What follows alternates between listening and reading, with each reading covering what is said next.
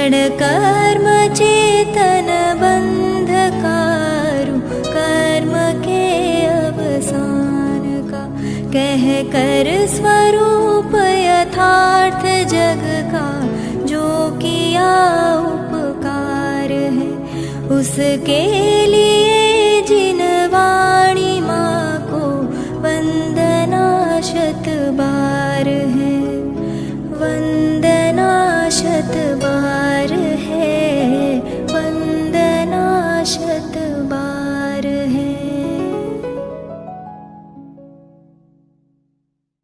परम भाव प्रकाशक मंगलाचरण हम सर्वप्रथम यहाँ से प्रारंभ करेंगे। जो एक शोध विकार वर्जित अचल परम पदार्थ है, जो एक गायक भाव निर्मल नित्य निज परमार्थ है, जिसके दरसवा जानने का नाम दर्शन ज्ञान है। ओ नमन उस परमार्थ को जिसमें चरण ही ध्यान है, निज आत्मा को जान कर पहचान कर जम कर अभी जो बन गए परमात्मा, पर्याय में भी वे सभी वे साध्य हैं आराध्य हैं, आराधना के सार है। ओ नमन उन जिन देव को जो भव जलधि के पार है, भव चक्र से जो भव जन को सदा पार उतारती, जग जालमय कांत को जो रही सदा नकारती, निज तत्व को पाकर भविक जिसकी उतारे आरती, नए चक्रमय उपलब्ध नित्य यह नित्य बोधक भारती, नए चक्र के संचारों में जो चतुर है प्रतिबुद्ध है, भव चक्र के संहारों में जो प्रति समय सन्नद्ध है, निज आत्मा की साधना में निरत तन मन नगन है, भव जन के शरण जिनके चरण उनको नमन है, कर कर नमन निज भाव को जिन जिन गुरु जिन वचन को, निज भाव निर्मल करन को जिन वर कथित नए चक्र को, निज बुद्धि बल अनुसार प्रस्तुत कर रहा हूँ विघ्न, ध्यान रखना चाहिए यदि हो कहीं कुछ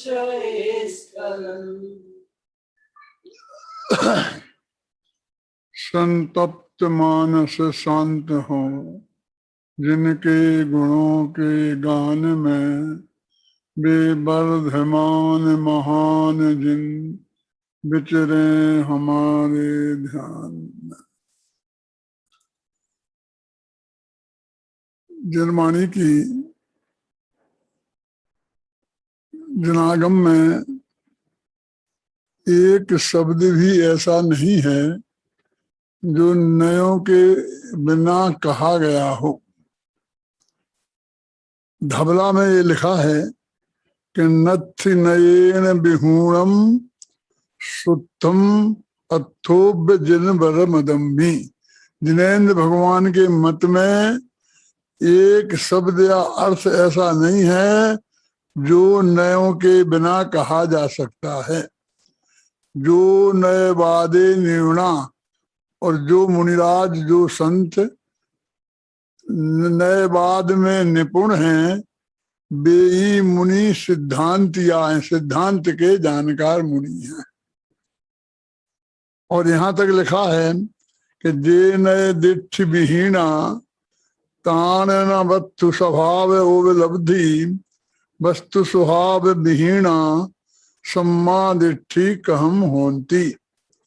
जो नए की दृष्टि से रहित हैं उन्हें वस्तु के स्वभाव की उपलब्धि नहीं हो सकती है, और जिन्हें वस्तु के स्वभाव की उपलब्धि नहीं हुई वे सम्यक दृष्टि कैसे हो सकते हैं।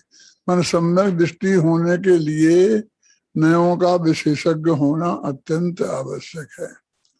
अभी आप जो मंगलाचरण हिंदी का सुन रहे थे नए चक्र का, उसमें सबसे पहले उस त्रिकाली ध्रुव भगवान आत्मा को नमस्कार किया गया है, जो परम शुद्ध निश्चय नय का विषय है, जो परम भावग्राही दिव्यार्थिक नय का विषय है। ऐसा जो भगवान आत्मा है जिसके दर्शन का नाम सम्यक दर्शन है, जिसमें अपनापन स्थापित नाम करने का नाम सम्यक दर्शन है, जिसके जानने का नाम सम्यक ज्ञान है, और जिसके ध्यान करने का नाम सम्यक चारित्र है, ऐसे उस परमात्मा को सबसे पहले नमस्कार किया गया है। फिर उस परमात्मा के आश्रय से, उस परमात्मा को जानकर जिनने पर्याय में अरहंत अवस्था प्रकट की है, ऐसे भगवानों को उन सबको नमस्कार किया गया है।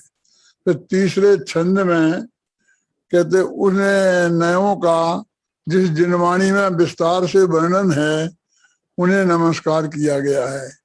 फिर चौथे छंद में उन जिनवाणी और नयों के चक्र के चलाने में जो चतुर हैं, ऐसे हमारे साधु संत हैं, मुनिराज हैं, ज्ञानी धर्मात्मा हैं, उन्हें याद किया गया है। और अंत में कहा गया है कि निज भाव को जिन निज बुद्धि बलि कर नमन निज भाव को, अपने भगवान आत्मा को नमस्कार किया। फिर जिन माने अरहंत भगवान, जिन गुरु माने आचार्य उपाध्याय और साधु, और जिन वचन, इनको नमस्कार किया गया है। फिर जिनेन्द्र भगवान के द्वारा कहे गए नए चक्र को कहते हैं। यद्यपि नए बहुत हैं, दिव्यार्थिक पर्यार्थिक भी नए हैं, निश्चय व्यवहार भी नए हैं, और फिर 7 भी नए हैं तत्वा सूत्र में है। यहाँ तक कहा आचार्यों ने नए 1 प्रकार का है, नए 2 प्रकार के हैं, नए 3 प्रकार के हैं, ऐसे कहते कहते गए अनंत प्रकार के हैं। जितने वचन विकल्प हैं उतने नए हैं, अथवा जितने वस्तु के धर्म हैं, एक भगवान आत्मा के गुण हैं, उतने नए हैं, तो अनंत भी नए हैं। अब इन सब की चर्चा तो संभव नहीं है। अब यहाँ अपन निश्चय और व्यवहार, इन 2 नयों की थोड़ी चर्चा करेंगे, और उपयोगिता बताने के संदर्भ में कि जिनमान आत्मा के दर्शन के लिए, सम्यक दर्शन के लिए, धर्म की प्राप्ति के लिए इन नयों की क्या उपयोगिता है और क्या आवश्यकता है। पहले तो मैं आप लोगों को ये बताना चाहता हूँ कि भगवान कुंदाचार्य से लेकर और लेटेस्ट आज तक समझ लो कांजी स्वामी तक, पूज्य गुरुदेव है अपने कांजी स्वामी, वहां तक 2000 वर्ष के काल में नयों की चर्चा निरंतर चलती रही है। और कोई भी शास्त्र उठा के देखें तो उसमें इस नए से ऐसा है, उस नए से ऐसा है, उस नए से ऐसा है, वर्णन मिल जाएगा। लेकिन नयों का विस्तृत वर्णन, सर्वांग वर्णन, सभी नयों का वर्णन जो उपलब्ध हैं, एक जगह व्यवस्थित रूप से कहीं नहीं था। इन 2000 वर्षों में 2-4 जगह ऐसा फैला फैला हुआ है। छोटी सी किताब एक जिनसेन की है, जिनसेन की नहीं, क्या नाम, देवसेन की है, नए चक्र। तो एक माइल धवल का नए चक्र है, और एक आलाप पद्धति है देवसेन की, और मोक्ष मार्ग प्रकाशक में थोड़ी नयों की चर्चा है, तत्वार सूत्र में नयों की चर्चा है, पंचाध्यायी में नयों की चर्चा है। इस तरह फैली फैली फुटकर चर्चाएं सब जगह थी। एक जगह व्यवस्थित ढंग से कोई चीज उपलब्ध नहीं थी, तो हमने ये प्रयास किया कि 2000 वर्ष में नयों के संदर्भ में जो भी जहां कहा गया है सबका गहराई से मंथन करके, अध्ययन करके और उनका सार निकाल कर ये नए चक्र के रूप में, जो ये नए चक्र है जो आप लोगों के सामने है, इसमें हमने प्रस्तुत करने की कोशिश की है। हम कह सकते हैं कि जो इसमें नहीं है वो 2000 वर्ष में और कहीं नहीं मिलेगा, और जो इसमें है तो हमने सारे नए चक्रों को पढ़ लिया, ऐसा समझ लो। महाकवि माघ के बारे में कहा जाता है कि नव सर्गे गते माघे नव शब्दों न विद्यते। माघ कवि के 9 सर्ग पढ़ लो तो समझ लो फिर आपको कोई नया शब्द नहीं मिलेगा। नव सर्गे गते माघे, माघ कवि के 9 सर्ग पढ़ लो तो नव शब्दों तम विद्यते, फिर नया शब्द दिखाई नहीं देगा। ये क्या है? माघ कौन है? माघ की कौन सी किताब है जिसके 9 सर्ग पढ़ने के लिए कहा जा रहा है? तो एक शिशुपाल वध नाम की किताब है, महाकाव्य है संस्कृत का। बस क्या है उसका नाम? क्या है? शिशुपाल वध। सुंदरी के राजा शिशुपाल थे ना, और श्री कृष्ण ने उनकी हत्या कर दी थी, तो उसका नाम शिशुपाल वध। इतनी सी कहानी कहने के लिए उनने महाकाव्य लिखा, और उसमें इतना बढ़िया बढ़िया प्रयोग किए हैं कि सब चीजें उन्होंने अपने में कवर कर ली। जब एक माघ कवि ये कह सकता है कि नव सर्गे गते काव्ये नव शब्दों न विद्यते, तो हम भी कह सकते हैं कि इस नए चक्र को गहराई से पढ़ लो तो जिनागम में जितना नए संबंधी साहित्य उपलब्ध है उसका सारांश आपके ख्याल में आ जाएगा। नयों की कोई व्यवस्थित किताब नहीं थी, और नयों का व्यवस्थित रूप से अध्ययन अध्यापन भी नहीं किया जाता था। पहले जो तत्वार सूत्र में पहले अध्याय के अंतिम सूत्र में 33वें सूत्र में जो 9 नयों की चर्चा है नई गमादी की, वो चर्चा ही हमारे विद्वानों ने सबने पढ़ी थी। उसी की टीका सर्वाल सिद्धि में, राजवार्तिक में, श्लोक वार्तिक में आदि ग्रंथों में पढ़ी थी। और अभी पूज्य गुरुदेव की प्रताप से जब से मोक्ष मार्ग प्रकाशक का अध्ययन किया जाने लगा, पंडित टोडरमल जी के मोक्ष मार्ग प्रकाशक जन जन की वस्तु बना, तब से उसमें नयों की चक्र, निश्चयाभासी के प्रकरण में थोड़ी नयों की चर्चा आई है, तो वहां से वो नयों की चर्चा चलने लग गई।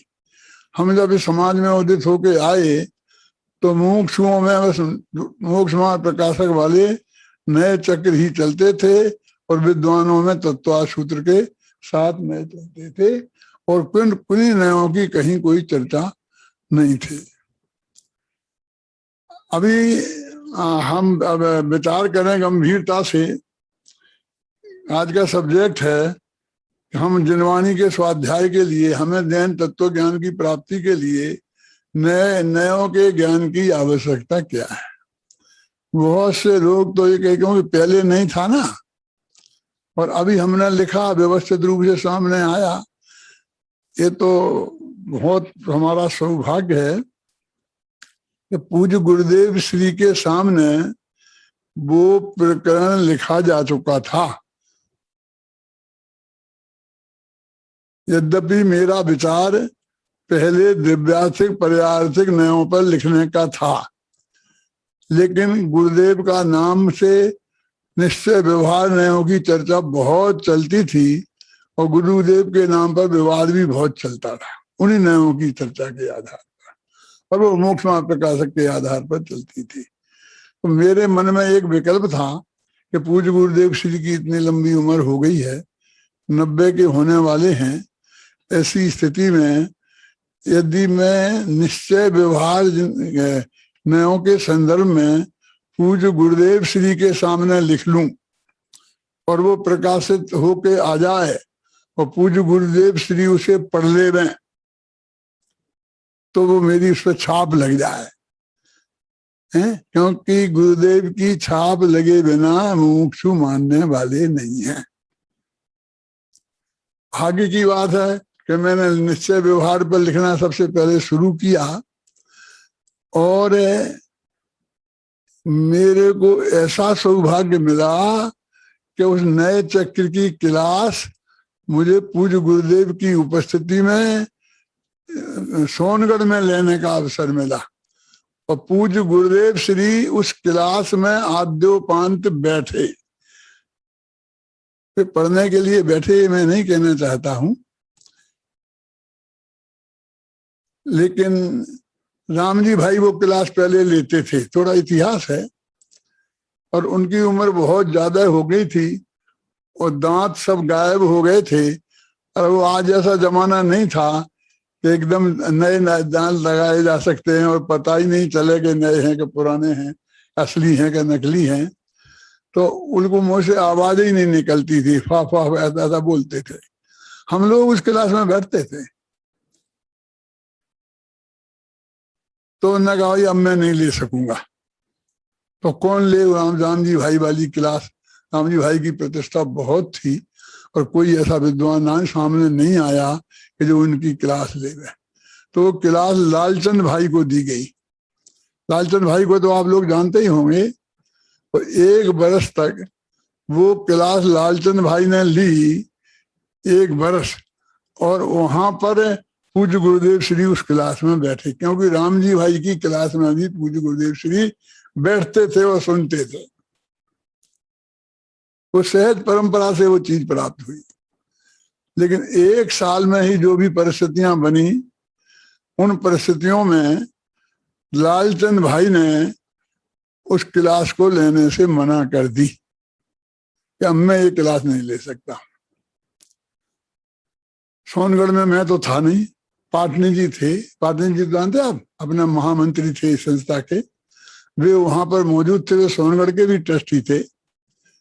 तो वहां ये समस्या खड़ी हुई और उनसे कहा गया, गुरुदेव की तरफ से कहना आया कि यदि डॉक्टर हुकुमचंद जी एक क्लास ले लें तो बहुत अच्छा है।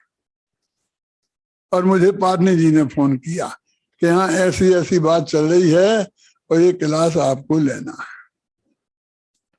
मैं उस वक्त नए चक्र पर लिख रहा था। पहले तो मैंने मना किया, लेकिन जब वे नहीं माने कि गुरुदेव श्री की आज्ञा है और गुरुदेव श्री की आज्ञा को उस वक्त कोई टालने की पोजीशन में नहीं था, तो आपको लेना ही पड़ेगी। तो मैंने कहा मैं नए चक्र पर लूंगा, क्योंकि मेरा ताजा अध्ययन किया हुआ विषय था और आत्म धर्म के संपादकी के रूप में छप रहा था और 10-12 महीने वे छप चुका था। तो बहुत बड़ा हिस्सा आ गया था। तो मैंने वो क्लास वहां पर गुरुदेव की उपस्थिति में ली। वे सारी आत्म धर्म की फाइलें रखी और कहीं नए चक्र नाम की किताब भी नहीं मिलती थी। तो पता किया कि भारतीय ज्ञान पीठ ने अभी 2-4 साल पहले एक किताब छापी थी, माइल्ड धवल की, उसका नाम था नए चक्र, दिव्य स्वभाव प्रकाशक नए चक्र। तो हमने पता किया तो वहां किताब वो 500 ही छापी थी उन्हें, और एक भी नहीं बिकी थी। जितनी किताबें उन्हें भेंट में दे दी होंगी विद्वानों को, वो ही गई थी और बाकी सब किताबें वहां रखी थी। हमने पूरा का पूरा पंच का ऑर्डर दे दिया, सीधी सोनगढ़ मंगा ली मेरी 500 किताबें, और फिर हमने नए चक्र की क्लास ली। हमारे वो आत्म धर्म के संपादकीय थे 8-10 महीने के, और वो माइल धवल की किताब थी, और पूज्य गुरुदेव श्री के सामने वो सारे विवादस्थ विषय जिन पर बहुत चर्चा चलती थी और जिसकी वजह से इसे नया चक्कर कहा जाता था कि इन्होंने सोनगढ़ वालों ने एक नया चक्कर चलाया है।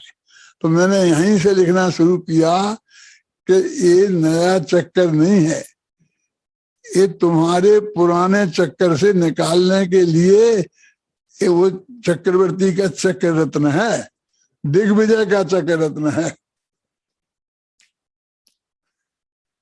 तो मैं आपको इसकी उपयोगिता के संदर्भ में बहुत सरल भाषा में, ये थोड़ा सा इतिहास मैंने बताया, मैं आपको बताना चाहता हूं कि पूज्य गुरुदेव श्री की उपस्थिति में इन नए चक्र के इस हिस्से को मैंने सभा में क्लास में पढ़ाया है। और गुरुदेव वहां सोनगढ़ के सारे विद्वान तो बैठे ही थे, जितने लोग शिविर में आए थे वे सब बैठे थे और गुरुदेव श्री भी विराजे थे, तो उनका भी सुना हुआ है। और आज आपने मुझे फिर एक विषय दिया है, गुरुदेव श्री ने दिया था, अभी राजकुमार ने दिया है, इस विषय इसके की उपयोगिता बताएं। देखो कैसी विचित्र बात है, ये भारत देश अपना है ना, इसकी नागरिकता अपन को प्राप्त है ना, इसका आधार कार्ड अपने पास है ना, तो ये भारत देश अपना है कि नहीं है? क्या अब अपना है? कैसी बात करते हो अपना है? कैसा अपना है? इस सारे देश में 1 इंच जमीन तो ऐसी है नहीं जो हमारे नाम हो, जिसे हम अपनी कह सकते हो। और हमारी ही बात नहीं है, इस देश का सबसे पहला जो गृह मंत्री था ना, गृह मंत्री थे ना लाल बहादुर शास्त्री, उनको भी 1 इंच जमीन सारे देश में उनके नाम नहीं थी, कहते थे गृह विहीन गृह मंत्री। और फिर वो प्रधानमंत्री भी बना दूसरा नेहरू जी के पास, ये कोई बड़ी बात। तो 1 इंच जमीन हमारे नाम नहीं है, फिर भी हम भारतवासी हैं क्या नहीं है? 1 इंच जमीन तो तुम्हारे नाम है नहीं, और पूरा भारतवर्ष तुम्हारा है कि हाँ उस पर जान लगाने की बाजी लगाने के लिए हम तैयार हैं मरने मरने के लिए। एक नए तो ऐसा है जो पूरे भारतवर्ष को अपना कहता है, और एक नए ऐसा है जो केवल ज्ञान को भी अपना नहीं कहता है, सम्यक दर्शन ज्ञान चारित्र को भी अपना नहीं कहता। एक त्रिकाली जो भगवान आत्मा है वो ही मैं हूं और कुछ मेरा नहीं है। दो है ना निश्चय, 4 प्रकार के निश्चय हैं और 4 प्रकार के व्यवहार हैं। उसमें पहला व्यवहार और अंतिम निश्चय। पहला व्यवहार ये है कि ये देश हमारा है, ये दुनिया हमारी है, ख्याल में आई ना। इसको शास्त्रीय भाषा में बोलते हैं उपचरित असद्भूत व्यवहार न। असद्भूत माने जो ये वास्तव में सच्चा नहीं है, सद्भूत नहीं है, उसे नाम नहीं डाल दिया असद्भूत, ऐसा नए जो है ही नहीं। और उपचरित के उपचार से कहते हैं, वास्तविक तो कहे है ही नहीं, व्यवहार भी नहीं है, बस उपचार से कह देते हैं। उपचरित असद्भूत और व्यवहार माने है नहीं कहा जाता है, और नए एक ज्ञान का अंश है, ये अज्ञान का अंश नहीं है। इसका खाता कितना बड़ा है मालूम आपको? स्त्री, पुत्र, मकान, जायदाद, रुपया, पैसा, नगर, देश, गांव, दुनिया, इतनी सारी चीजें इस नए के भेज में आता है। ये मैं हैं, ये मेरे हैं, इनका मैं करता धरता हूं, मैं इनका भोगता हूं, ऐसा ये नए कहता है। यदि ये नए नहीं हो तो आप अपने को भारतवासी नहीं कह सकेंगे। यदि इस नए को आप सच्चा नहीं माने तो आप आपको राजस्थानी नहीं कह सकेंगे। इस नए को सच्चा नहीं माने तो आप अपने को मनुष्य नहीं कह सकेंगे, आप अपने को जैन नहीं कह सकेंगे। माने ये सब के खाते में इस नए के अंतर्गत आते हैं। कह पाएंगे तो कह पाएंगे, नहीं कह पाएंगे तो नहीं कह पाएंगे। जो सफेद झूठ है उसको हम क्यों माने? अकेली बात तुम्हारी नहीं है। इस भरत क्षेत्र के पहले चक्रवर्ती भरत थे, और पहले तीर्थंकर आदिनाथ थे, और आदिनाथ की 2 पत्नियां थीं, और एक पत्नी के 100 पुत्र थे, और दूसरी पत्नी का 1 पुत्र और 1 पुत्री थी। ये भी नहीं कह सकेंगे। सारा प्रथमान योग इस नए के आधार पर खड़ा हुआ है।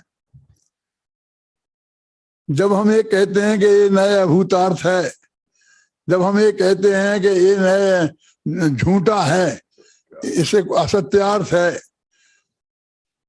अभी मैं राजमल जी की चर्चा नहीं करना चाहता हूं, ज्यादा उलझाना नहीं चाहता हूं, लेकिन तो फिर आप सारे पुराण साहित्य को आप अलग करना पड़ेगा। पूरा प्रथमान योग इस पर खड़ा है। ये 24 तीर्थंकर होते हैं, भारतवर्ष के हैं, अयोध्या के राजा थे, इनकी रानियां थी, इनके बच्चे थे। ये सारा कथन इस नए का है। बोलो ये व्यवहार चलाना है कि नहीं चलाना? तो जिसे हम सबसे झूठा कहते हैं, असत्यार्थ कहते हैं, क्यों? उसके बिना पूरा प्रथमान योग साफ हो जाएगा, इसके ऊपर चलने वाला सारा व्यवहार साफ हो जाएगा। कि नहीं तो फिर तो मानना पड़ेगा। मानना क्या पड़ेगा? मानते ही है ना। कि आपके चित्त में कभी शंका खड़ी हुई? सुनील, विचार करो कि ये देश हमारा नहीं है, कभी विकल्प आया? हम सब मानते हैं कि हमारा देश है। हम गुजराती हैं, हम मराठी हैं, हम हिंदी हैं, ये हम सब मानते हैं कि नहीं मानते हैं? हमारे पिता का नाम ये है, हमारी माँ का नाम ये है, हमारे माता पिता ये हैं, हमारे बाल बच्चे ये हैं, ये सारा हम बिल्कुल मानते ही हैं। बोलो मानते रहना है। सारी दुनिया का परिग्रह अपने साथ रखना है, माँ बाप को भी अपने साथ रखना है। कि तो अनुवृत महावृत लेने के नहीं लेने, मुनिराज बनना है कि नहीं बनना है, मोक्ष में जाना है कि नहीं जाना है। यदि ये सब चीजें छोड़ने लायक हैं और नग्न दशा ही वास्तव में धर्म है, हमारे कुंद कुंदाचार्य देव हैं, अथवा हमारे सब तीर्थंकर भी नग्न दशा धारण करके गए थे ना, तो ये जो हमारा है ये सारा चरणान योग, जिसमें 5 अनुवृत और 5 महावृत, ये सब जिसके आधार पर खड़े हुए हैं, वो सारा चरणान योग साफ हो जाएगा। यदि इसे नहीं मानेंगे तो प्रथमान योग साफ हो जाएगा और चरणान योग साफ हो जाएगा। यदि हम इस नए को नहीं मानते हैं, मोटा नहीं, तो स्वस्त्री और परस्त्री का भेद नहीं रहेगा, क्योंकि वैसे तो सभी पर हैं। क्यों? यदि हम सबको पर माने तो हम नग्न दिगंबर साधु हो जाएंगे, हो जाना चाहिए। और यदि हम सबको स्व मान लें तो हमारी हालत पशुओं जैसी हो जाएगी। हम पशुओं से कुछ अलग हैं क्या? नहीं। वहां कोई ऐसा भेद नहीं है कि ये इसकी पति है, इसका पति, इसकी पत्नी। पशुओं में नहीं है ना, और हम में है। तो आदमी और पशु में अंतर क्या है? हमें स्वस्त्री परस्त्री स्वघर परघर इनका भेद करते हैं ना।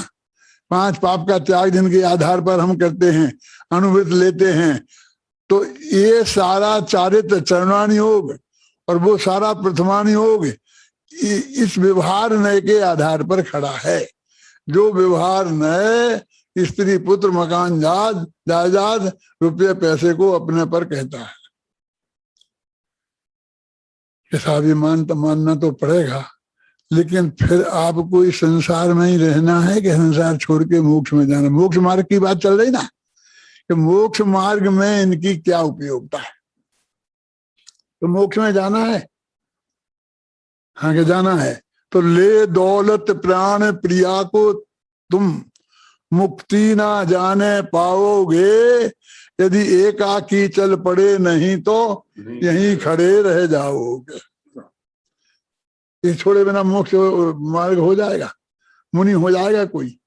ये घर मकान जायदाद स्त्री पुत्र छोड़ो, माँ बाप को भी छोड़े बिना कोई मुनि हो जाएगा? तो मुनि अवस्था ध्यान करते हैं तो स्त्री पुत्र मकान आदि को छोड़ने के अलावा माँ बाप को भी छोड़ना पड़ता है ना।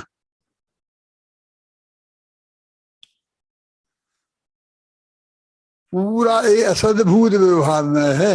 असद्भूत माने जो वास्तव में नहीं है, उसका नाम ही असद्भूत है।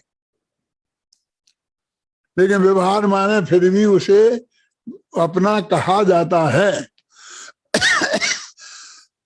और ये उपचरित और अनुपचरित में क्या फर्क है?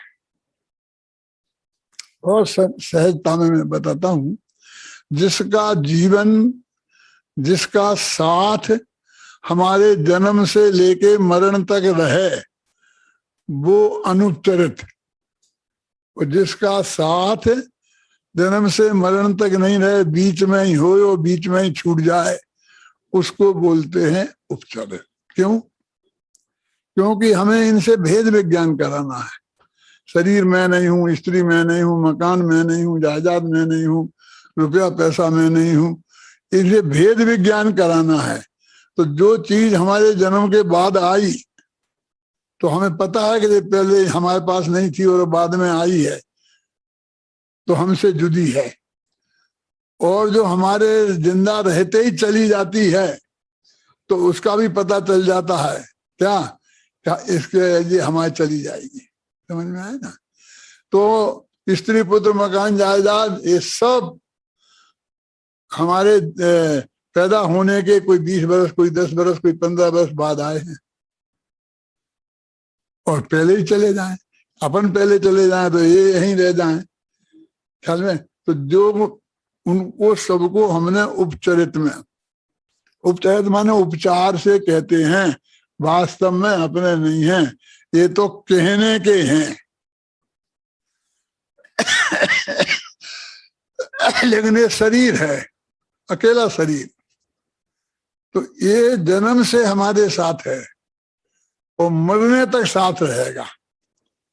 हमने इसको का साथ बनते देखा नहीं है। जब से देखा जाना है तब से ये एक साथ ही है, और हम मरने तक साथ छूटेगा नहीं। छूटा तो मर गए। तो इससे भेद विज्ञान करना बहुत कठिन है कि ये जुदा है और तू जुदा है। ये समझाना को हवाई हवा में समझाना है, क्योंकि हम एक करके दिखा नहीं सकते, है ना? इतना गहरा संबंध है तो इसको कहते हैं अनुपचरित, कोई औपचारिकता नहीं है, ऐसा है इसको अपना कहना। इसको और भी एक सरल अर्थ है कि जिसके साथ औपचारिकता निभानी पड़े वो उपचरित, और जिसके साथ औपचारिकता नहीं निभानी पड़े वो अनुपचरित। मतलब कोई आदमी अपने घर आए तो हम उठ के आइए पधारिए, जैसा छोटा बड़ा हो, आराम से बैठालते हैं, चाय पानी की पूछते हैं, करते हैं, स्वागत करते हैं, उसका हमको अफगानी करनी पड़ती है। तो इसका समझ दूर का है ये। कोई है चाय क्यों, क्या लेंगे? चाय लेंगे, कॉफी लेंगे, ठंडा लेंगे या गर्म लेंगे, पूछते क्या नहीं पूछते हैं? लेकिन हमारा ही बेटा है और वो हमारे घर आए तो हम कहते हैं आइए आइए आइए, क्या ठंडा लेंगे या गर्म? पूछते नहीं पूछते। आए तो आजा, पिए तो पी ले, नहीं पिए तो नहीं पिए। क्यों? ज्यों ज्यों औपचारिकता कम होती जाती है त्यों त्यों नजदीकी बढ़ती जाती है, अथवा नजदीकी बढ़ती है तो औपचारिकता कम होती है। लेकिन ये शरीर के साथ तो ऐसा है कि बिल्कुल भी औपचारिकता नहीं है। जब यही आता है तो हम इससे कहते हैं आइए आइए, ऐसा बोलते हैं। क्यों? यदि कोई आदमी बाहर का आता है और हम चड्डी बनियान में बैठे हैं तो फटाफट उसके पजामा पहन लेते हैं, ऊपर चदरा ओढ़ लेते हैं, कुर्ता पहन लेते हैं। औपचारिकता निभानी पड़ती कि नहीं पड़ती है? लेकिन हमारा ही बच्चा आए तो बैठे रहते हैं, कोई हम बात नहीं, चिंता नहीं करते, चड्डी में ही बैठे रहते हैं। कोई औपचारिकता नहीं निभानी पड़ती ना।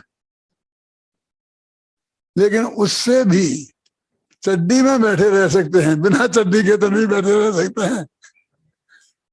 मैंने इतनी औपचारिकता तो निभानी ही पड़ती है, लेकिन अपने शरीर के साथ इतनी भी नहीं निभानी पड़ती। बाथरूम में तो आप चले जाते हैं, नहाते हैं, लैट्रिन बाथरूम करते हैं तो सब कपड़े ही खोल देते हैं। कोई औपचारिकता नहीं निभानी पड़ती हमें अपने शरीर के साथ, कि उसके लिए हमारे एक पहना। तो इससे शरीर को अनौपचारिक कहते हैं। और बाकी सबके साथ जो औपचारिकता निभानी पड़ती है, हमने ये सारी दुनिया को, दुनिया में पर पदार्थों को, जिसमें शरीर भी है, स्त्री पुत्र मकान जायदाद है, दो भागों में बांट दिया। एक तो वे के जिनके साथ औपचारिकता निभानी पड़े, जन्म के बाद आए हैं और मरने के पहले चले जाएंगे। और दूसरे वो के जो जन्म के साथ आए हैं, मरने के पहले जाएंगे नहीं, और जिनके साथ औपचारिकता नहीं निभानी पड़े, उनको रखा हमने अनुपचरित में, कोई औपचारिकता नहीं निभानी है, और बाकी को रखा उपचरित में। ये जो असद्भूत नय है, इसके आधार पर देखो प्रथमान योग खड़ा है। बोलते ना ये इनका पुत्र है, ये इनका माँ है, ये इनके बाप है, ये भाई है। इन पे चरुणान योग खड़ा है। एक मांस मछली ये सब जीव हैं, हमें ये नहीं खाना चाहिए, इसमें जीव होता है। तो ये सारा चरुणान योग इस शरीर को जीव मान के ही, कोई आत्मा को कोई खाता है? शरीर को ही खाते हैं ना, और उसको ही हम हिंसा कहते हैं कि नहीं? ये सारा चरुणान योग इसके आधार पर ही खड़ा हुआ है। फिर हम कहते हैं कि आत्मा में रोग मोह राग द्वेष के परिणाम होते हैं। तो ये सद्भूत माने ये हैं, वास्तव में आत्मा में हैं, आत्मा में पैदा होते हैं, ये कहीं बाहर से नहीं आए हैं, इसलिए तो ये सद्भूत। और दूर के हैं इसलिए उपचरित। राग देश को अपन दूर का मानते हैं ना, और सम्मत ज्ञान चाहते को नजदीक का, निर्मल परायों को, इसलिए वो है अनुपचरित में। सम्यक दर्शन ज्ञान चरित केवल ज्ञान आत्मा के अनुपचरित हैं, और राग देश मोह के भाव ये उपचरित हैं, लेकिन हैं दोनों आत्मा में। आत्मा में पैदा होते हैं इसलिए सद्भूत हैं, उपचरित अनुपचरित हैं इसलिए दो भेद इनके किए गए हैं, और आत्मा के कहे जाते हैं इसलिए व्यवहार हैं। लेकिन फिर भी राग देश मोह को भी रखना है कि छोड़ना है? इन्हें भी छोड़ना है ना। तो इसलिए उन्हें ऐसा कहते, भैया ये तेरे नहीं है, क्योंकि तेरे हैं कहते रहेंगे तो कोई आदमी अपने को नहीं छोड़ना चाहता है। तुझे ये बताना है कि छोड़ना है, यदि छुड़वाना है, राग देश को नाश कराना है, तो उसके फिर कहते ये जुदा है और तू जुदा है। यहाँ तक कि समय सार के छंबर अधिकार की पहली दूसरी तीसरी गाथा में 181वीं गाथा में कह दिया कि इनमें प्रवेश भेद है। टीका में कहा है इनमें प्रदेश भेद है, जबकि द्रव्य पर्याय में प्रदेश भेद कभी नहीं होता है। तो क्यों कहा? ऐसी क्या जरूरत पड़ गई थी कि जो बात सही नहीं है फिर भी ऐसी कही? ये पड़ गई थी कि इसको ये है कि हमें तुझे राग नष्ट करना है कि हाँ करना है, लेकिन राग और तू एक ही है, इनमें प्रदेश भेद नहीं है। तो राग मरेगा तो बेटा तू भी मर जाएगा। कहीं मैं मर जाऊंगा यहाँ तो मुझे नहीं करना, इस कीमत पे नहीं करना, अपना नाश हो जाए इस कीमत पे नहीं करना। तो कहते भैया ये जुदा है, तू जुदा है, ये नष्ट हो जाएगा और तू कायम रहेगा, चिंता मत कर कि दोनों के प्रदेश एक हैं तो कैसे रहूंगा मैं जिंदा के? नहीं, प्रदेश भेद, और राग के प्रदेश राग के साथ चले जाएंगे और तेरे प्रदेश तेरे साथ रहेंगे। तो वो अध्यात्म के जोर में वो बात भी कही है। उन्हें दूर का है इसलिए उपचरित कहा। वो सम्यक दर्शन ज्ञान चारित्र निर्मल पर्याय हैं, वो उजाने वाली नहीं है कहीं, वे अत्यंत नजदीक की हैं, वो आत्मा का हित पैदा करने वाली हैं, इसलिए उन्हें अनुपचरित व्यवहार कहा। इस तरह पर और पर्याय एक शब्द में, पर में असद्भुत व्यवहार न है और पर्याय में सद्भुत व्यवहार न है। विकारी और अविकारी पर्याय दो हो गई तो उसके दो भेद हो गए, सद्भुत में उपचरित तो अनुपचरित। और इसमें एक शरीर साथ जिंदगी भर रहने वाला शरीर और बाकी स्त्री पुत्र आदि, ये इनका सब पे ये चारों अनियोग खड़े हैं। देखो कर्म, कर्म के उदय से होने वाला राग, वे भाव कर्म, सम्यक दर्शन ज्ञान चारित्र, ये सब इनके आधार पर चारों अनियोग खड़े हैं। क्या इसलिए इनको, इन नयों को जिनवाणी में बताया, इनको नहीं समझेंगे तो वही सही स्वरूप हमारी समझ में नहीं आएगा और हमें सबको त्याग करके भगवान आत्मा की नहीं जाते। तो वो कहते हैं कि फिर चार निश्चय नहीं आते हैं। देखो तो थोड़ा सा राई के ओट में पहाड़ है, आत्मा का राग ये है उपचरित सद्भूत व्यवहार, आत्मा रागी ये है अशुद्ध निश्चय में। जब इन दोनों में अभेद बताया जाए तो उसे निश्चय बोलते हैं, और भिन्नता बताई जाए तो उसे व्यवहार बोलते हैं। एक संयोग का व्यवहार होता है असद्भुत व्यवहार, और एक भेद व्यवहार होता है ये सद्भुत व्यवहार। भेद है, ये भेद बताया ना। इसलिए तो ये कहते हैं कि वो ये राग निकल जाएगा, तू रह जाएगा, तू वीतरागी रह जाएगा, अरे राग निकल जाएगा। तो राग में हे बुद्धि कराना है और भगवान आत्मा में उपादेय बुद्धि कराना है। यदि हमने राग में अपनापन कर लिया कि ये राग ही मैं हूं, तो फिर हम राग का नाश नहीं करेंगे, क्योंकि राग का नाश होने के साथ तो हमारा ही नाश हो जाएगा। है? तो कहते सम्यक दर्शन ज्ञान चारित्र में तो नहीं है, ये तो सिद्ध दशा तक रहते हैं, ये तो कभी नष्ट नहीं होते हैं, तो उनको तुम व्यवहार क्यों कहते हैं? कि राग अभी अनादि से है और आज तक है, लेकिन कल नहीं रहेगा, अनंत काल तक। और सम्यक दर्शन अनंत काल तक रहेगा, सम्यक ज्ञान अनंत काल तक रहेगा, सम्यक चारित्र अनंत काल तक रहेगा, लेकिन अनादि काल से नहीं था।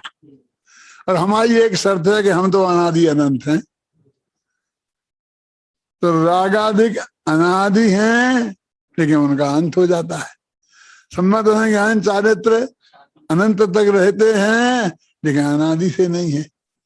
तो नहीं फिर ऐसा मानना पड़ा जब हम सम्यक दृष्टि नहीं थे, हम थे कि नहीं थे, फिर हम निगोद से आए हैं, एक हिंदी दो हिंदी की पर्याय में गए, वो बातें सब झूठी हो जाएंगी, वो तो सच्ची है ना। तो इस तरह से इन नयों को ये मानना स्वरूप। अब ये कहते हैं कि अब जो चीज अनादि अनंत हो, ज्ञानानंद स्वभावी हो, वो मैं हूं, तो वो ऐसी चीज उसमें हम अपनापन स्थापित करेंगे। देखो पर्याय में अपनापन स्थापित करने से अनंत दुख होता है। कैसे होगा? मैंने ये मान लिया कि मनुष्य में मनुष्य में, तो अनंत दुख कैसे हो जाएगा? जरा विचार करो, सबसे ज्यादा दुख कहाँ है, कौन सी गति में?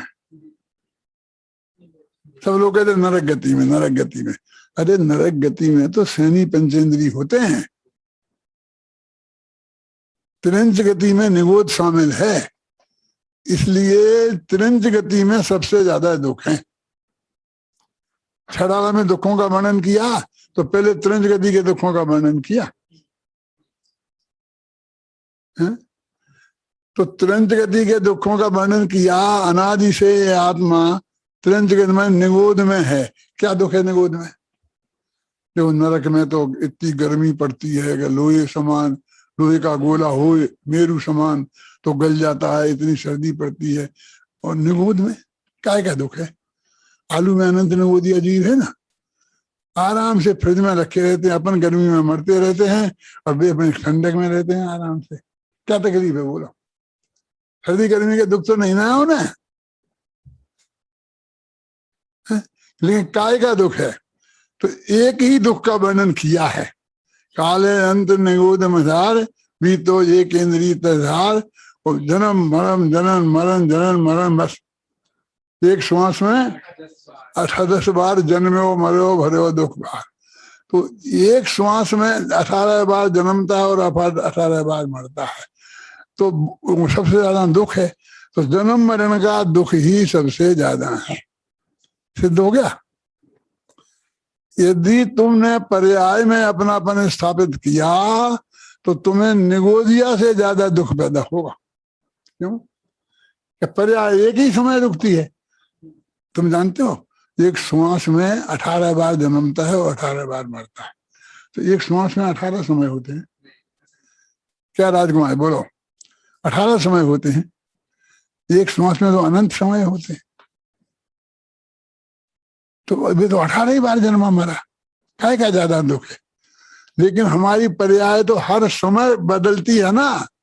तो हमने पर्याय में अपनापन माना तो हर समय हमें मौत का दुख हुआ। अभी यहाँ तुम समझ रहे हम बहुत मजे में हैं,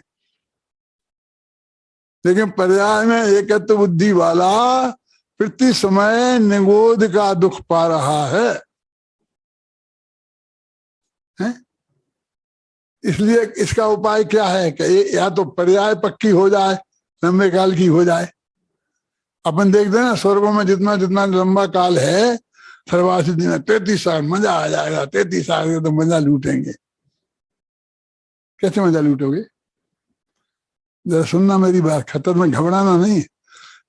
अपन है, अपना परिवार है, रिश्तेदार हैं, और हम जब लोग इकट्ठे होते हैं गांव में, तो जयपुर में ही 100 आदमी इकट्ठे हो जाते हैं। अकेले परिवारों वालों को इकट्ठा करते हैं ना, नजदीक के रिश्तेदारों को, तो 100 आदमी इकट्ठे हो जाते हैं। इतना हमारा परिकर है ना सुख दुख में साथ रहने के लिए। और तुम हजारों विद्यार्थी हो, तुम हमारे नहीं हो। हमारे सुख दुख में हमारे साथ खड़े नहीं रहोगे ना। तो इतने हजारों विद्यार्थी हैं, इतना बड़ा परिकर है हमारे साथ। अब सर्वासिद्धि चले जाओगे तो बोलो कितनी पत्नियां होंगी तुम्हारी? क्यों? अरे वे तो नीचे होती हैं, नीचे के स्वर्ग में होती हैं, ऊपर तो नहीं होती। वे तो ब्रह्मचारी हैं, पत्नी नहीं, तो बाल बच्चे होने का सवाल ही नहीं है। कोई नहीं और अकेले, और 33 सागर तक। बेटा 5 दिन को बाल बच्चों को भेजो जरा घर मामा के यहाँ, और फिर रहो। तो घर काटने को फिरता है। रह सकते हो राजकुमार? मैं तो नहीं रह सकता। इतने विद्यार्थी हैं चारों तरफ हूं, नहीं मैं अकेला नहीं रह सकता। मतलब ये समझ लो आप, 33 सागर तक बिल्कुल अकेले रहना, इतना सुख है वहां। और वो तो सुनाते हैं ना अपना सौधर्मेंद्र है, उसकी रति इतनी होती है ना। तो इनमें क्या होता है, कहते एक सौधर्मेंद्र होता है तो उसकी जिंदगी में 40 लीन इंद्राणियां खत्म हो जाती हैं। नील समझते हो? मैं नहीं समझता हूं। जो इकाई, दहाई, सैकड़ा, हजार, 10,000, लाख, 10 लाख, करोड़, 10 करोड़, अरब, 10 अरब, खरब, 10 खरब नील है। अब 40 नील रहता हो कितनी।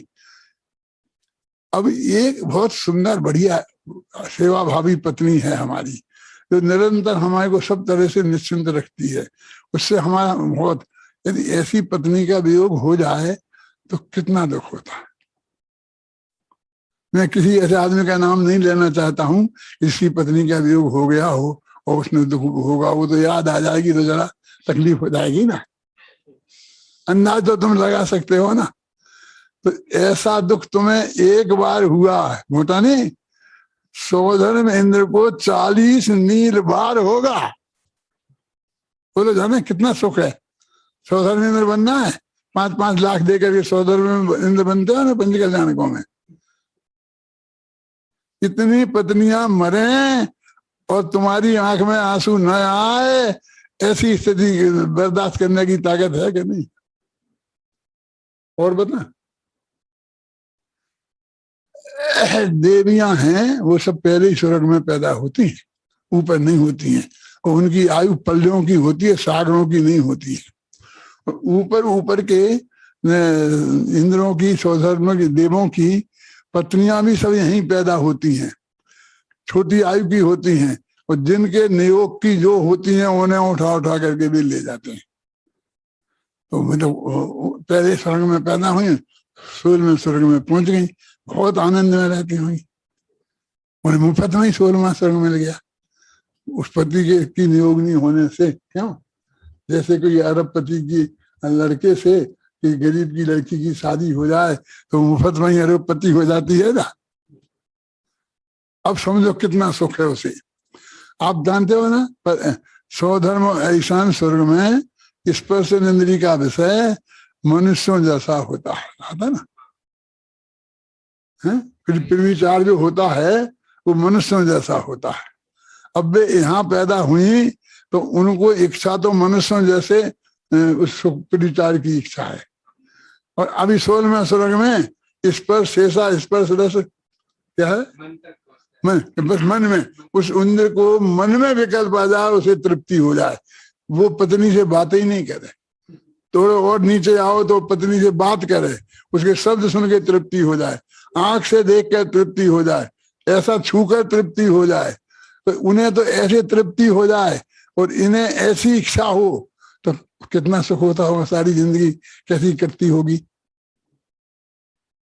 बोलो। अरे तुम एक दफे विचार तो करो, ये सब बातें मैंने अपने पेट में से नहीं निकाली, इन शास्त्रों में लिखी हैं, और तुमने भी वे सब शास्त्र पढ़े हैं, और तुम्हें ये सब बातें मालूम है। वही बातें बता रहा हूं मैं आपको, है ना मालूम कि ये ऐसा ऐसा होता है, और सोचने में नहीं आया कि इतना सुख है। 16वें स्वर्ग में जाएगा, देवांगिना बन जाए, 16वें स्वर्ग के देव की देवांगिना बन जाए तो क्या होगा। फिर वो स्थिति भी लगाओ कि इनकी पल्लों की, उनकी सागरों की, बार बार मरे, बार बार रोजी नहीं, जैसे मरने का काम हो रहा है। आज एक शादी हुई, कल पत्नी मर गई, परसों दूसरी शादी हुई, फिर तीसरी पत्नी मर गई, रोजी मरने का धंधा चलता रहे। क्यों? इसका नाम स्वर्ग है। जाना बेटा स्वर्ग में। इससे तो भूत प्रेत अच्छे है, क्योंकि सारी जिंदगी भर साथ तो रहते हैं, क्योंकि दोनों की आयु लगभग एक सी जैसी होती है।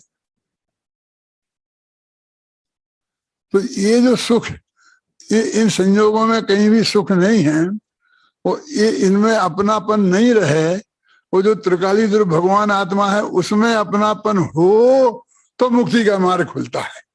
तो ये सारे नए व्यवहार चलाने के लिए हैं भी, उन्हें सत्यार्थ भी मानना है, चारों अनुयोग झूठे होते हैं, और असत्यार्थ भी मानना है, क्योंकि ये मैं नहीं हूं, मैं तो वो त्रिकालीधर भगवान आत्मा हूं कि जो मैं अनादि अनंत हूं। तो ये मुक्ति के मार्ग में सम्यक दर्शन के बिना तो मोक्ष मार्ग शुरू नहीं होता। वो सम्यक दर्शन उस त्रिकाली भगवान आत्मा के दर्शन के बिना नहीं होता। सम्यक दर्शन कब होता है? वो त्रिकालीधर भगवान आत्मा के दर्शन से होता है। तो आज पहले ये समझना पड़ेगा, वो त्रिकालीधर भगवान आत्मा परम शुद्ध निश्चय का जो विषय है, ये सारे नए 7 नए हे हो जाएंगे।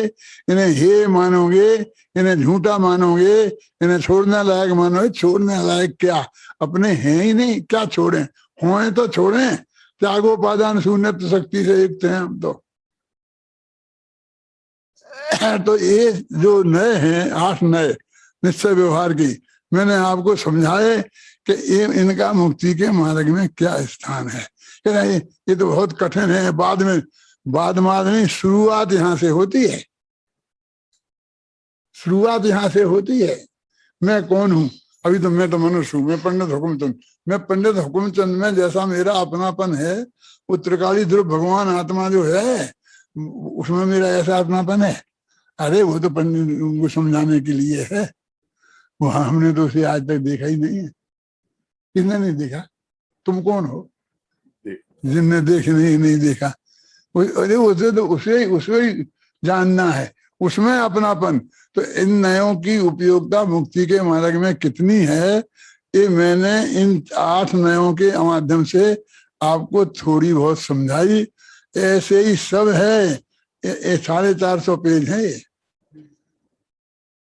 ये बहुत छोटा सा प्रकरण, मैंने 10-20 पेज लेकर के ये बात आपको समझाई है, बताई है, ख्याल में आई ना?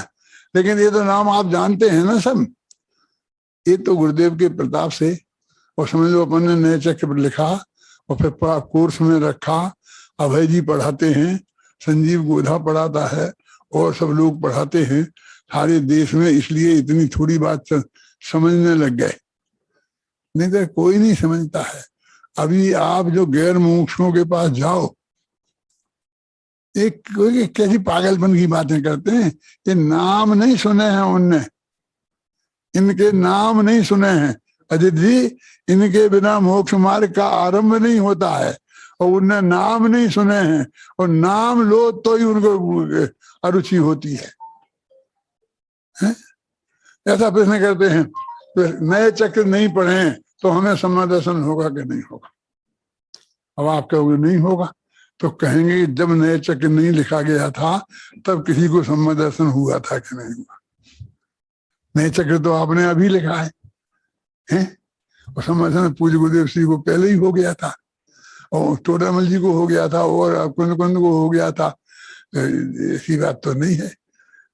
अच्छा, तो मैं उनसे पूछता हूँ कि समय सार के पढ़े बिना सम्मा दर्शन होगा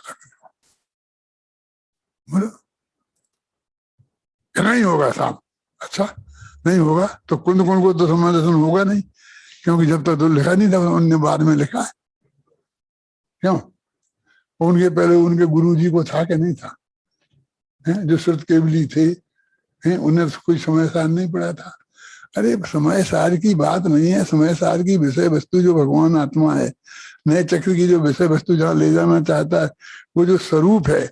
हम ये भी कह सकते हैं कि उसके बिना नहीं होगा, और ये भी कह सकते हैं कि उसके बिना हो जाएगा। दोनों की अपेक्षा समझो। वो चीज आपको समझनी पड़ेगी, पर जो निश्चय नहीं किया गया जो विषय है वो आपको समझना पड़ेगा कि वो तुष्मासम घोषण तो वो कैसा हुआ हो। हमें तो तुष्मासम घोषण तो का नाम वो चाहिए का समय दर्शन। वाह रे वाह, इसे तुष्मासु घोषण तो का समय दर्शन चाहिए। कुछ लोग कहते हैं हमें तो भरत चक्रवर्ती का मोक्ष चाहिए।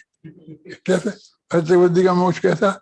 अंत समय तक आराम से 6,000 पत्नियों के बीच में ठाठ से रहे चक्रवर्ती बन के, और अंत समय में लंगोटी खोली, दीक्षा ली और केवल ज्ञान प्राप्त किया और अधर्म मोक्ष चले जाए। क्यों? अंत तक संसार के भी पूरे सुख भोगे और मोक्ष में भी धराधर चले गए, और बीच में तकलीफ का काम। क्या तकलीफ? मुड़ी अवस्था, उपवास, नंगे रहना, खाने पीने का ठिकाना नहीं। क्यों? है ना? कितना दुख है दुख। क्यों? आखिर मैं तुमसे पूछ रहा हूं, ये बताओ, 6वें गुणस्थान वाले मुनिराज हैं, उन्हें ज्यादा सुख है कि 4थे गुणस्थान वाले को? पहले की नहीं कह रहा हूं मैं, तुम लोगों को फांसी पे नहीं चढ़ा रहा हूं। अरे तुम्हें तो किसी को तो है ही नहीं, सम्मान के पहले तो सुख होता ही नहीं, तो उनकी कह के करूंगा क्या? लेकिन तो आता है ना, सम्यक दृष्टि श्रावक वृतानंद वियोजक असंख्य गुणी निर्जरा है, शुद्धि की वृद्धि है। शुद्धि की वृद्धि माने आनंद की वृद्धि है। तो मुनिराज को 4थे गुणस्थान वाले से असंग गुणित असंग गुणित असंग गुणित असंग गुणित इतना ज्यादा सुख है। हमें तो सर्दी गर्मी दिखती है, हमें तो ये दिखता है, ये सुख दिखता है, और वो दिखता नहीं है। तो हम क्या करें? अभी वस्तु के नहीं समझेगा नयों को, तो वस्तु का स्वरूप समझ में नहीं आएगा। अभी तो यही समझना कठिन है। ये गुरुदेव तो बोलते थे काने पढ़ना दुर्लभ है। काने पढ़ना दुर्लभ है माने क्या? ये तो बिल्कुल कठिन है। हम तो बापू नगर में ही रहते हैं, इतने लोग हैं, चाहे जब आए और चाहे जब सुने, और इतने सब लोग अब तो कैसेट हो गए हैं, और सब ले जाएं और घर पर रोजी ना सुने, कौन रोकता है बोलो? अरे उनका ही मन रोकता है। संसार समुद्र का किनारा दूर है, वो रोकता है। कि दूसरे का कोई दोष नहीं है। हमारा संसार समुद्र का किनारा नजदीक आएगा तो हमें ये समझने का भाव आएगा, और हम समझेंगे ये जैन दर्शन नयों का स्वरूप समझे बिना जैन दर्शन समझ में नहीं आता है। जैन दर्शन का मर्म समझ में नहीं आएगा तो मुक्ति का मार्ग आरंभ नहीं होगा। इसलिए मैं सब कहते हैं कि ऐसा विरोध भाव छोड़कर नयों का ज्ञान किसी भी किताब से करो। मेरी किताब से हो जाए तो बहुत अच्छी बात है, और नहीं करो तो जो भी किताब से आपको हो सकता हो करो, लेकिन नयों का ज्ञान अत्यंत आवश्यक है, उसे आप सब लोग करें।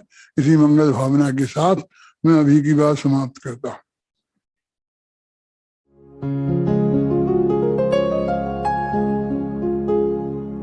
निज निधि निज में बताए, यह अनंत उपकार है उसके लिए जिन वाणी माँ को वंदना शत बार है, वंदना शत बार है, वंदना शत बार है।